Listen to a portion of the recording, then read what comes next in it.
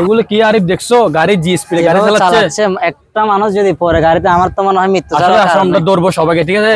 সতর্ক কথা বলি। এদিকে দাঁড়ান। ভাই আসসালামু আলাইকুম, ভালো আছেন? আসসালামু আলাইকুম, একটু এদিকে আসেন।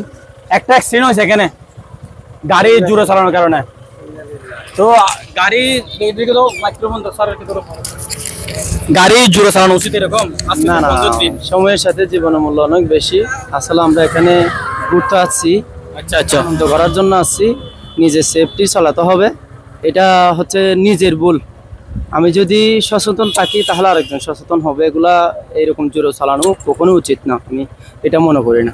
আচ্ছা, একটি দুর্ঘটনা সারা জীবনের কান্না। আসসালামু আলাইকুম। ওয়ালাইকুম আসসালাম।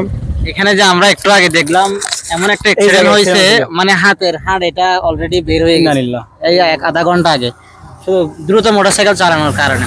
তো এইভাবে যে চালাচ্ছে সবাই বা অনেকে চালাচ্ছে, 50 জনের মধ্যে দেখা যায় 2-1 জন আস্তে চালাচ্ছে। এভাবে চালানো ঠিক কিনা, আপনি এই বিষয়ে কিছু বলবেন আমাদেরকে?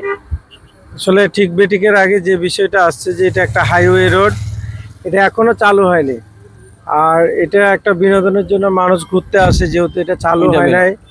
সবার একটা সেফটি ব্যাপার আছে, এলোমেলো হেঁটে বেড়াচ্ছে সবাই, কিন্তু এখানে যে গতিতে গাড়ি চালাচ্ছে যে কোনো সময় দুর্ঘটনা ঘটবে।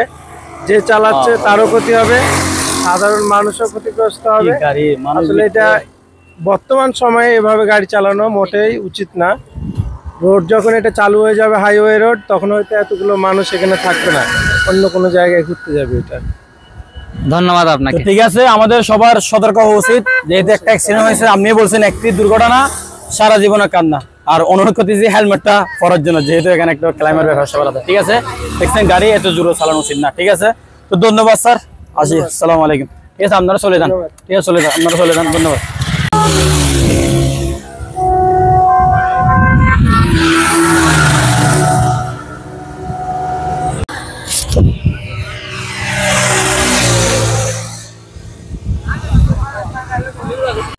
এদিকে